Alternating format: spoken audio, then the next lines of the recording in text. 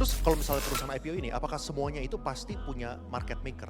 Kalau saham-saham emiten-emiten yang kecil, rata-rata dia ada market maker-nya. Karena saham-saham yang kecil, contoh misalnya kita punya perusahaan baut, kan nggak ada lah di sini orang yang mau invest perusahaan baut gitu ya. Nah jadi dia harus cari market maker buat perusahaan ini rame, supaya dibikin segimana caranya ini menarik banget supaya investor tuh ada yang mau beli sahamnya. Karena kita bisa aja IPO, tapi kalau nggak ada yang beli kan akhirnya nggak dapet dana. Biasa rata-rata perusahaan-perusahaan yang kecil tuh mereka cari market maker.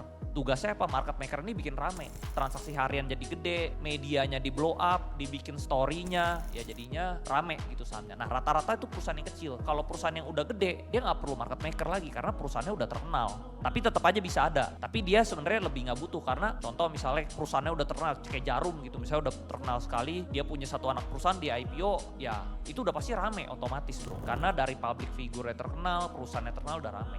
Tapi kalau yang kecil-kecil ini dia butuh market maker buat ngeramein.